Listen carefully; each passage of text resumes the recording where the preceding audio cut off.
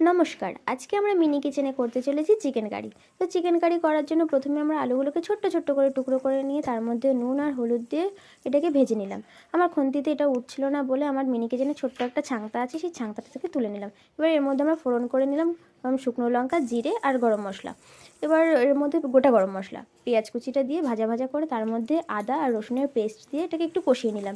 এর মধ্যে সেই ছোট্ট ছোট্ট টুকরো করে যে মাংসগুলো রেখেছিলাম সেই মাংসগুলো দেওয়ার পর নুন, হলুদ, জিরের গুঁড়ি আর শুকনো লঙ্কার গুঁড়ি দিয়ে ভালো করে কষিয়ে নিলাম। তেলের পরিমাণটা একটু কম বলে মনে হচ্ছিলো বলে আমি আবার একটু তেল দিলাম এবং এটা ভালো করে কষিয়ে নেওয়ার পর ভেজে রাখা আলুটা দিয়ে একটু কষা কষা করে তার মধ্যে জল দিয়ে দিলাম এবং জল দেওয়ার পর এটা টকবক টকবক করে ফুটে আসছে। এবার ফোটার পর এর মধ্যে আমরা দিয়ে দেবো, ভালো করে দেখলাম আলুটা সেদ্ধ হয়েছে নাকি।